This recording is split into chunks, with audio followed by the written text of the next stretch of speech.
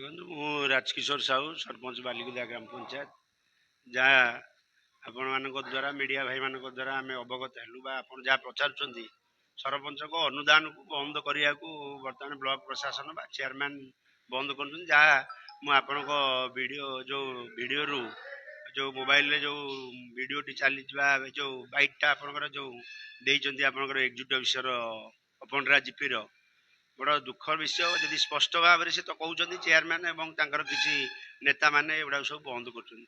ଯଦି ଗୋଟେ ତ୍ରିସ୍ତରୀୟ ପଞ୍ଚାୟତ ବ୍ୟବସ୍ଥା ଭିତରେ ସରପଞ୍ଚ ହେଲେ ଜନତା ତାଙ୍କୁ ଚଏସ୍ କରୁଛନ୍ତି ବା ନିର୍ବାଚିତ ପ୍ରତିନିଧି, ସେମାନେ ଲୋକଙ୍କର ବିଶ୍ୱାସ ଅଛି ବୋଲି ସେମାନେ ତାଙ୍କୁ ବିଜୟ କରିକି ଜିତେଇଲେ।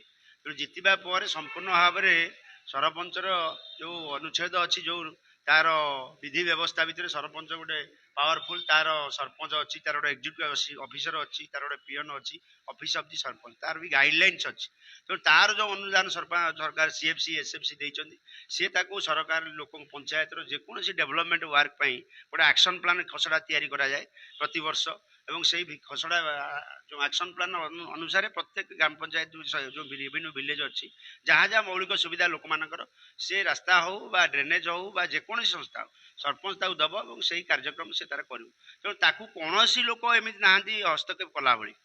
ଯଦି କିଛି ଖରାପ ମାନେ ଭୁଲ ୟୁଟିଲାଇଜ କରୁଥାଇପାରେ ତାପରେ ଅଲଗା ଜିନିଷ, କିନ୍ତୁ ଯଦି ଲୋକଙ୍କ ସମସ୍ୟା ପାଇଁ ଗୋଟେ ରାସ୍ତା ଦୀର୍ଘ ଦିନ ହେଲାଣି, ଆପଣ ଯାହା କହୁଥିଲେ ଦୀର୍ଘ ଦିନ ହେଲାଣି 77 ବର୍ଷ ପାଖାପାଖି ହେଲେ ସେଠି ରାସ୍ତା ନାହିଁ। ଗୋଟେ ସରପଞ୍ଚ ଜିତିଛି କ'ଣ ପାଇଁ? ଯେଉଁଠି ଯାହା ସୁବିଧା ନଥିବ ସେ ତାକୁ କରିବ। ତେଣୁ ସରପଞ୍ଚ ସେ ରାସ୍ତାଟା ଯଦି କାମ ଦେଲା, ତାକୁ ବ୍ଲକ ଚେୟାରମ୍ୟାନ୍ ଯଦି ବନ୍ଦ କରିବେ, ଏହାଠୁ ଦୁଃଖର ବିଷୟ କିଛି ନାହିଁ। ତାଙ୍କର ଅଧିକାର କ'ଣ ଅଛି?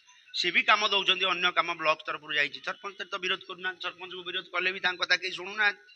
ଯଦି ସରପଞ୍ଚ କଥା ବିରୋଧରେ ଶୁଣି ପାରୁନାହାନ୍ତି, ଆଙ୍କ ଫେର ସରପଞ୍ଚ ପଇସାଟାକୁ ସିଏ କିଏ ବିରୋଧ କରିବାକୁ? ସରପଞ୍ଚ ପଇସା କ'ଣ ସିଏ ଦେଉଛନ୍ତି?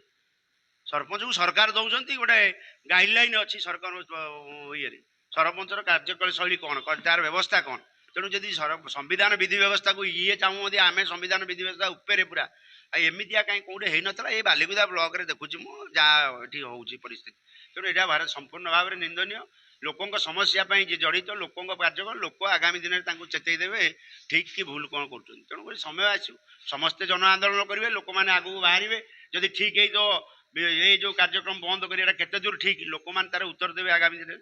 ତେଣୁ ସମସ୍ତଙ୍କୁ ମୁଁ ଅନୁରୋଧ, ଆପଣ ଯଦି ମିଡ଼ିଆ ଭାଇମାନଙ୍କୁ ଅନୁରୋଧ, ପ୍ରତ୍ୟକ୍ଷ ଭାବରେ ତାକୁ ଅନୁଧ୍ୟାନ କରନ୍ତୁ ଏବଂ ତା ଉପରେ କାର୍ଯ୍ୟାନୁଷ୍ଠାନ ଗ୍ରହଣ କରିବା ପାଇଁ ମୁଁ ଭିଡ଼ିଓ ମହୋଦୟଙ୍କୁ ବି ଅନୁରୋଧ କରୁଛି। ଏଇଭଳି ଭାବରେ ଆମ ସରପଞ୍ଚମାନେ ଯିଏ ନିର୍ବାଚିତ ହେଇଛନ୍ତି, ସେ ଅନ୍ୟ ଦଳର ହଉ ସ୍ୱାଧୀନରେ ହଉ, ଯିଏ ଯେଉଁଠି ଅଛନ୍ତି, ତାଙ୍କ ପ୍ରତି ଯେଉଁ ବ୍ୟବହାର ଯେଉଁଭଳି ଭାବରେ ବାଲିକୁଦାରେ ଚାଲିଛି, ଆମେ ବାରମ୍ବାର ବି ତା ଉପରେ ଆନ୍ଦୋଳନ କରୁଛୁ ଏବଂ ସବୁବେଳେ ଆମର ତା ଉପରେ ଚାଲିଛି। ପ୍ରତ୍ୟେକ କ୍ଷେତ୍ରରେ ସେ ଭତ୍ତା ହଉ, ରାସନ ହଉ, ଅମୁକ ଯାହା ଚାଲିଛି, ଏ ବାଲିକୁଦା ବ୍ଲକ ସମ୍ପୂର୍ଣ୍ଣ ଗୋଟେ ନିଆରା ଭାବରେ ଚାଲିଛି ଦଳୀୟ ଭିତରେ ଏମିତି କାର୍ଯ୍ୟକ୍ରମ। ତେଣୁକରି ଏଠି ଗଣତନ୍ତ୍ରକୁ ସମ୍ପୂର୍ଣ୍ଣ ଭାବରେ ହତ୍ୟା କରାଯାଉଛି। ତେଣୁକରି ଏହାର ଆଗାମୀ ଦିନରେ ସମୟ ପାଖେଇ ଆସିଲା, ତାର ରେଜଲ୍ଟ ଜନସାଧାରଣ ଦେବେ। ତେଣୁକରି ଏ ଯେଉଁ କାର୍ଯ୍ୟଟା ଉପରେ ଆପଣ କହିଲେ, ଆପଣ ପିଓ ତ ସ୍ପଷ୍ଟ ଭାବରେ କହୁଛନ୍ତି ଏଠି ଚେୟାରମ୍ୟାନ୍ ଏବଂ ଆମର କିଛି ନେତା ଏକୁ ବନ୍ଦ କରୁଛନ୍ତି। ଏଇଟା ସମ୍ପୂର୍ଣ୍ଣ ଅତି କଦର୍ଯ୍ୟ କଥା। ଗୋଟେ ଡେଭଲପମେଣ୍ଟ କାମକୁ କିଏ ବିରୋଧ କରେ?